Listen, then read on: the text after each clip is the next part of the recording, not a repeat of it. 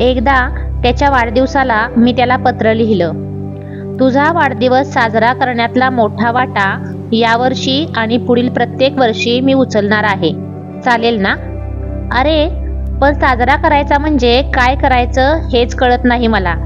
एखादी वस्तू, ग्रीटिंग भेट देणं हे सगळं औपचारिक आणि क्षुल्लक वाटतं. तुला जे द्यायचं ते यापूर्वीच देऊन झालं आहे. ज्या दिवशी तुझी होईन असं मी म्हटलं त्या दिवशी मनोमन तुझी झाले सुद्धा. आज वेगळं काय देऊ? सगळा गोंधळ उडालाय बघ. हे कोडं कधीच उलगडणार नाही. केवळ आजची आठवण म्हणून एक ग्रीटिंग केलं आहे, आयुष्यात प्रथमच. हसू नको हा. आणि नीतू, त्यावर तुझं संबंध नाव आणि तेही इंग्रजीत लिहिताना हातच चालेना माझा. स्वप्नात सुद्धा पूर्ण नावानं मी हाक मारली नाही तुला. शेवटी तसंच लिहिलं. त्या दिवशी त्याला भेट देण्यासाठी मी एक टाय आणला. त्याला दिल्यावर तो म्हणाला, हा अगदीच लहान आहे, मला अजिबात आवडला नाही. माझा चेहरा नक्की पडला असणार. त्याच्या पहिल्या वाढदिवसाला आणलेली ती पहिली भेट होती आणि तो सहजपणे मला आवडला नाही म्हणाला. मला काय वाटेल याचा जराही विचार नाही की संकोच नाही. माझ्या वाढदिवसाला त्यानं लिहिलं. ज्या दिवसाची मी फार फार वाट पाहत होतो तो आला एकदाचा. काल रात्री शरीरानं नाही तरी मनानं मी तुझ्याभोवती घोटाळत होतो. आजच्या दिवसाला कायम तुझ्याबरोबर राहायचं. आजच्याच नाही तर यापुढे प्रत्येक वाढदिवसाला मी तुझ्याबरोबर असीन. भुंगा जसा कमलाभोवती. आणि हो, परवा मी तुला सांगितलं ना की मी संन्यास घेणार वगैरे, ते खरं नाही बरं का. मला सर्जन व्हायचंय. साधा नाही काही, अगदी मोठा. तुला बरोबरच घेऊन राहणार मी. आपण आज कुठंतरी जाऊ. आता संपवतो. तुझं जीवन मखमलीच्या पायघड्या घातलेल्या रस्त्यावरून जावो आणि तू खूप खूप म्हातारी हो. तुझाच नीतू. तो फुटबॉलच्या प्रॅक्टिसला गेला तर तिथंही मी जायची. त्याला माझ्या असण्याची लाज नाही वाटायची. त्याच्या मित्रांबरोबर तो खुशाल कॉफी प्यायला घेऊन जायचा. तो नेहमी म्हणायचा, तू पॅव्हिलियनमध्ये असलीस की माझा खेळ नक्की सुधारतो. सगळे मला तसं म्हणतात. असं सांगण्यात त्याला कमीपणा वाटायचा नाही. सगळ्यांसमोर म्हणायचा, मला तू खूप आवडतेस. त्यानं मला पत्र लिहावं म्हणून मी त्याच्याकडे हट्ट करायची. त्यानं एकदा लिहिलं होतं, दररोज तर भेटतो आपण, तरी तुझ्या आग्रहावरून पत्र लिहित आहे. तुला मी दरवेळी चिडवतो आणि तू रागावतेस. कदाचित रडतही असशील. खरंच का? तुला हे आवडत नाही? रागावल्यावरच बायका सुंदर दिसतात असं म्हणतात ते 100% खरं आहे. अगं, नुसत्या चेहऱ्यावरून सुंदरता ठरवत नसतात. त्यात आकार, उकार, स्वभाव, संस्कृती या सर्वांचं मिश्रण असतं आणि ते तुझ्यात यथायोग्य आहे. तेव्हा हे सुंदरी, तुझ्या सुवासानं मोहित होऊन आलेल्या या भ्रमरावर रागावू नको. अरेच्या, परीक्षा एवढी जवळ आली असताना मी हे भलतंच काय लिहित बसलोय. तेव्हा इथंच थांबतो. सदैव तुझाच नीतू. काय मोहरले होते मी, पण एवढ्यानं माझी भूक भागायची नाही. त्याचं एखादं वाक्य मला अस्वस्थ करायला पुरेसं ठरायचं. मला त्याचं पत्र वाचून वाटलं, म्हणजे मी सुंदर नाही का दिसत? मी सुंदर वागते म्हणून त्याला सुंदर वाटते. आणखी सुंदर मुली त्याच्या पाहण्यात आल्या तर त्याला त्या जास्त आवडतील की काय? मला कळायचं की आपण काहीतरीच विचार करत आहोत. मग मी वर्गातल्या सुंदर मुली कशा बोलतात, चालतात, कशा नट्टापट्टा करतात ते पाहत राहायची. मग एखाद्या रविवारी विठ्ठलवाडीला जाताना मी लिपस्टिक लावायची. ती इतकी विचित्र दिसायची की माझी मलाच मी आवडायची नाही. मला वाटायचं, मला छान नटता का येत नाही? नटल्यावर छान दिसायच्या ऐवजी मी वाईट दिसते. असं का होतं? असे प्रश्न मला पडायचे. तो मात्र मला काहीच म्हणायचा नाही. काहीही केलं तरी त्याला चालायचं. हीच माझी पंचाईत होती. असं करता करता परीक्षा आली. मला भयंकर टेन्शन आलं. नीतू विनोदांच्या घरी अभ्यासासाठी जाऊन राहिला. कधीतरी तिथून फोन करायचा. भेट मात्र दुर्मिळ व्हायला लागली. विरह असह्य व्हायचा. पण परीक्षा संपेपर्यंत भेटायचं नाही असं आम्ही ठरवलं होतं. परीक्षेत माझी भंबेरी उडाली. रडून रडून पुरेवाट झाली. क्लिनिक आणि ओरल आणखी अवघड गेल्या. आपण नापास झालो तर लोक आपल्याला काय म्हणतील? या भीतीनं मिळेल त्या गाडीनं मी चेन्नईला अण्णा आणि लता वहिनी यांच्याकडे निघून गेले. तिथं गेल्या गेल्या नीतूचं पत्र आलं. वाटल्यास सुंदरी असं वाचलंस तरी हरकत नाही. पत्र लिहिण्यास कारण म्हटलंच तर काही नाही, केवळ आज्ञेचं पालन. तुमच्या तिकडे जाण्यानं तुमच्या सेवेत सेवकाकडून थोडा खंड पडतो आहे, पण सेवकाचा सुद्धा नाईलाज आहे. त्याची भरपाई एका दिवसात केली जाईल याचा बाईसाहेबांनी विश्वास बाळगावा. उद्यापासूनचा तुमचा कार्यक्रम भरगच्च ठरला असेल, त्यामुळे आमची आठवण काढायला राणी सरकारांना सवड कुठली मिळायला. मला अजूनपर्यंत एकही उचकी लागलेली नाही, पण तू मात्र उचक्या देऊन देऊन बेजार झाली असशील. मला दुसरा काहीच उद्योग नसल्यानं तव नामचिंतनी माझं मन रमवतोय. ॲथलेटिक्सची प्रॅक्टिस जरा जोरात सुरू केली. सकाळ संध्याकाळ 5-6 तास, त्यामुळे निकालाचं टेन्शन कमी होतंय. या परीक्षेइतकं दडपण आतापर्यंतच्या कुठल्याच परीक्षेला आलं नव्हतं. माझं वजन 144 वरून 128 वर आलं आहे. अजून 15 पाऊंड कमी झालं की एकदम फिट होईन ऑलिम्पिकसाठी. बाकी कॉलेजात तसं कुणीच भेटत नाही. लांब चेहरा करून सगळे हिंडत असतात. प्रत्येकाला वाटतं समोरच्याला निकाल माहीत आहे आणि आपण नापास आहोत म्हणून तो आपल्याला सांगत नाही. घरातील थोरांना नमस्कार, लहानांना आशीर्वाद. आम्ही काय आशीर्वाद देणार म्हणा, पण सल्ला विचारला तर डॉक्टर होऊ नको असा जरूर देईन. हो, एक राहीलच. एवढ्या सगळ्या व्यापात आणि कार्यक्रमात वेळ राहिलाच तर 4 ओळी लिही. सेवकाला तेवढा तरी आनंद वाटू द्या. अलके, अगं गुलाबी कागद सापडे ना म्हणून आपलं पांढऱ्या कागदावरच पत्र लिहिलं. रागावू नका बरं का राणी साहेब. गुलाबी चष्मा घालून वाचा म्हणजे झालं. नाहीतर हे कागद जरा गालावर घासा म्हणजे आपोआप गुलाबी रंग येईल त्यांना. आता वाचताना त्या गुलाबी दिवसांची गंमत वाटते. तेव्हा तर अगदी गुदगुल्या व्हायच्या. अखेरीस आमचा निकाल लागला. मी 56% मार्क मिळून आणि नीतू 60% मार्क मिळून पास झालो. सर्जरीमध्ये त्याला 63% होते. म्हणजे पुढे पोस्ट मिळायला प्रश्न येणार नाही असं वाटत होतं. त्यानं मला अभिनंदन करणारं पत्र भरभरून लिहिलं. तुझं किती अभिनंदन करू असं झालंय मला. तू इथं असतीस तर काय केलं असतं माहितीये, पण कशाला, तू इकडे आलीस की मगच सांगेन. ओळखलं? तुला काही सांगायची सोयच नाही बघ. किती जोरात चावला गेला माझा ओठ आता. जाऊ दे. इकडे आमच्या घरी तुझं कौतुक करण्याला ऊत आला आहे. आमच्यापेक्षा आमच्या अर्धांगिनीचं कौतुक करण्यात इकडची प्रजा मग्न आहे. आपण पास झाल्यामुळे एक बरं झालं. आता कुणाला बोलायला जागा राहिलेली नाही. एक जण जरी गचकला असता तरी ऐकावं लागलं असतं. अभ्यासापेक्षा इतर धंदेच जास्त. म्हणे प्रेम करतायत, पण आता मात्र कुणाला बोलायला जागा नाही. आता लवकर परत ये. शक्य असेल तर चातकापुढे 2-4 दाणे, दाणेदार अक्षरातून पत्र येऊ द्या. सदैव तुझाच चातक, नीतू. मी पुण्याला आले आणि आमची इंटर्नशिप सुरू झाली.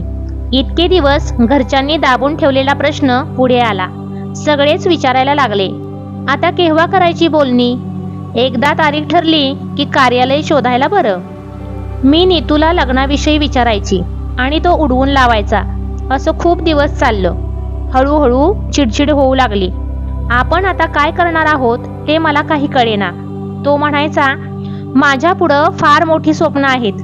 गल्ली बोळातला छोटासा डॉक्टर नाही व्हायचं मला खूप मोठं व्हायचं आहे. इंटर्नशिप करताना वॉर्डामध्येही खूप वेळ जायचा. आम्ही खूप सिन्सिअरली काम करायचो.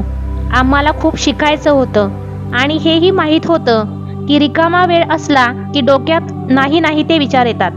त्यापेक्षा कामात गुंतलेलं बरं. म्हणूनच शिरूरची इंटर्नशिप आम्ही एकत्र घेतली नाही. तेवढंच लांब राहिलेलं बरं. मन रमवण्यासाठी मी भरतकामाचा क्लासही सुरू केला. मी सुंदर भरतकाम करायला शिकले. एक सबंध साडी, शोभेचा पत्र ठेवण्याचा stand, purse, cushion cover, bed cover हे सर्व भरतकाम मी पटापट आणि मन लावून केलं. अजूनही त्याचे नमुने मी जतन केले आहेत. ते दिवस माझ्या दृष्टीनं खूप कठीण होते. त्याच्यापासून 1-2 दिवस ही लांब राहण्याची मला भीती वाटायची. मी अस्वस्थ व्हायची. मनात सारखी हुरहुर, काळजी असायची. काही अघटित तर घडणार नाही ना या विचारानं मन सैरभैर व्हायचं. त्याच्यावर अविश्वास नव्हता, पण अनिश्चितता सहन होत नव्हती. नीतू निश्चित असं काही सांगत नव्हता. त्याच्या डोक्यात काय चाललं आहे ते कळत नव्हतं. तो पूर्वीसारखा खूप बोलायचा नाही, भेटायचा नाही. खूप दिवसांनी भेटलं की प्रेमानं बोलायचा, पण भविष्याबद्दल बोलणं निघालं की एकदम चिडायचा, रागावायचा आणि अबोल व्हायचा. आम्ही दोघं ग्राउंडवर भेटलो की तो खुशीत असायचा. आम्ही खूप प्रॅक्टिस करायचो, परंतु कुठलाही गंभीर प्रश्न निघाला की एकदम वेगळा अवतार धारण करायचा. हे सगळं मला असह्य व्हायचं. घरी गेलं की थेट प्रश्न असायचा, कधी करणार लग्न? तू बोललीस का त्याच्याशी? काय म्हणाला तो? माझ्याजवळ काही उत्तर नसायचं. वेगवेगळ्या वेळी वेगवेगळी माणसं तेच ते प्रश्न विचारायची. प्रश्न विचारणारी सगळी माणसं जवळची होती. हे प्रश्न विचारायचा त्यांना हक्क होता, पण माझ्याजवळ उत्तर नव्हतं. मग मी त्यांच्याशी बोलणं टाळायची. मी असं पूर्वी कधीच केलं नव्हतं. मला माझी माणसं परकी वाटायला लागली. त्यातच नीतूनं हिमालयात जायचं ठरवलं. प्रोफेसर नरसिंहन यांनी त्याला एक प्रोजेक्ट दिला होता. तो तिथं जाऊन काहीतरी संशोधन करणार होता. हे काम त्याच्या आवडीचं होतं. मी थोडाच त्याला लगाम घालू शकणार होते. मला त्याचे पंख छाटायचे नव्हते. मला फक्त लग्न कधी करायचं याचं निश्चित उत्तर हवं होतं. तो हिमालयात निघून गेला. तिथूनही त्यानं सुंदर सुंदर पत्र लिहिली. तू प्लॅटफॉर्मवर पोचवायला आल्यामुळे मला फार फार बरं वाटलं बघ. पण मला तुझ्याशी तिथं फारसं बोलता आलं नाही. लोकांच्या लगेच लक्षात आलं की कुछ तो है. दिल्लीला रात्री प्लॅटफॉर्मवरच मुक्काम होता. झोप येत नव्हती. सारखी तुझी आठवण येत होती. आता महिनाभर लाडक्या राणीचा विरह. त्यानं असं काही लिहिलं की पत्र वाचताना मला रडू यायचं. सारखी रडायची मी. त्याची शब्दातून निसर्गचित्र उभं करायची हातोटी विलक्षण होती. त्यानं लिहिलं होतं, आज आम्ही धनसालीला पोचलो. नदीच्या गार पाण्यात डुंबून ताजेतवाने झालो. फार प्रसन्न वातावरण आहे इथलं. अवघं 25 उंबरट्यांचं गाव असेल. आजूबाजूला उंच पर्वत आणि लंबे चौडे वृक्षराज. दरीतून खळाळणाऱ्या नद्या. अगदी हलू नये असं वाटतं. तू जवळ असायला हवी होतीस. अशाच एखाद्या रमणीय खेड्यात आपल्या चिमुकल्या घरकुलात 2 छबकड्यांच्या सहवासात किती मजा केली असती नाही का आपण? पराली 11,000 फूट उंच आहे. तिथं पोचायला 11 मैल चालावं लागलं. भयानक चढ. आमच्यातली निम्मी पोरं अतिशय दमली. शिवाय वाटेत पाणी नाही. मरायची पाळी आली. तिथं पोचल्यावर आचार्याचं काम परत माणक्यांच्या गळ्यात. परोठ्यावर परोठे तयार होत असताना नाकाडोळ्यातून धुरामुळे नुसता पाऊस पडत होता. त्यात बर्फ पडायला सुरुवात झाली. ताऱ्यांना मर्याईची आठवण झाली. सगळे नुसते थरथरत होते. 6 तारखेला मोरेन ग्लेशियरवर एकटाच जाऊन आलो. भयंकर चढ आहे. बर्फावरून पळत जाऊन यायला 1.5 तास लागला. तिथून मातीची आणि दगडांची सॅम्पल घेऊन आलो. केदारनाथपासून गौरीकुंडाला येताना पाय दगडांवरून असा फिरला की जागच्या जागी बसलो. पाय चांगलाच मुरगळला. गौरीकुंडाला आल्यावर गार आणि गरम पाण्याच्या कुंडांमध्ये तो चांगला शेकला. आयोडेक्स विकत घेतलं आणि चोळत बसलो. पुढे मग सोनप्रयागला जाताना प्रचंड उतार. 4-2 टाळकी परत आपटली. त्यात मी नव्हतो. तिथं पोचल्यावर आमचा प्रवास संपला. आता 1-2 दिवसात पुण्याला पोचीन. नीतूचं असं सुंदर अक्षरातील लांबलचक पत्र आलं की मी खुश व्हायची. त्याच्या आईला नेऊन दाखवायची. त्या खूप एकट्या पडल्यासारख्या वाटायच्या. अनिल भाऊजी गोव्याला, प्रमोद भाऊजी कराडला, नीतू मुंबईला, शोभाताई सासरी आणि ज्योती मेडिकलला असल्यामुळे अभ्यासात गर्क. पत्र वाचता वाचता त्या त्याच्या लहानपणाच्या आठवणींमध्ये रंगून जायच्या. त्या सांगायच्या, आम्ही लोणावळ्याला राहायला गेलो तेव्हा नीतू जेमतेम 3.5-4 वर्षांचा होता. लोणावळ्याजवळ बऱ्यापैकी उंच एक डोंगर होता. तिथं जाण्याची वाट कठीण होती, पण अनिल प्रमोद बरोबर टनाटन उड्या मारत तो तिथं जायचा. काट्या कुट्याची पर्वा न करता करवंदांच्या जाळ्यात घुसून करवंद तोडून आणायचा. आमच्या घराच्या 4ही बाजूंना पळस, आंबा, पेरू, फणस अशी मोठमोठी झाडं होती. त्या झाडांवर मुलांचा सूर पारंब्यांचा खेळ चालायचा. नीतू झाडावर सरसर चढण्यात पटाईत होता. अगदी झाडाच्या शेंड्यावर जाऊन मजेत पेरू खात बसायचा. त्याला असा शेंड्यावर बसलेला बघून माझ्या छातीत धडकी भरायची. मी त्याला खाली उतरण्यासाठी समजवायची, विनवण्या करायची, पण हा बधायचा नाही. शेवटी मी काठी हातात घेऊन उभी राहायची. पण माझी नजर जरा इकडे तिकडे झाली की तो झाडावरून उडी मारून पळून जायचा. माझ्या हातात तो कधी सापडायचाच नाही. पळायचा तर अगदी वाऱ्यासारखा सुसाट. बंगल्याच्या मागच्या बाजूला भिंत होती आणि त्या पलीकडे रेल्वे लाईन. नीतू भिंतीवरून खाली उडी टाकून रेल्वे लाईनवर जाऊन उभा राहायचा. वर मला टुकटुक करायचा. लांबून गाडी येत असली तरी हलायचा नाही. माझ्या जीवाचं नुसतं पाणी पाणी व्हायचं. त्याला भीती कसली ते माहीतच नव्हतं. गाडी आणखी जवळ आली की हा टुनकन उडी मारून पलीकडे पळायचा. त्यानं माझ्या बाजूला उडी मारली असती तर फटका बसला असता ना. माझ्या तावडीत हा कधी सापडला नाहीच. बघ तुला तरी सापडतोय का? यावर मी फक्त हसायची. आम्हा दोघींना माहीत होतं की त्याला ताब्यात ठेवणं म्हणजे वादळ वाऱ्याला चिमटीत पकडून पाहणं आहे. मला फक्त वाटायचं की त्याला बरं वाटेल असं काहीतरी मला करता यावं. त्याला काही दुखलं खुपलं तर मलमपट्टी करावी, पाय चोळून देता यावा. त्याच्यासाठी दुसऱ्या कोणी काही करणं त्याला पसंत नसायचं. त्याला आणि बहुधा दैवालाही.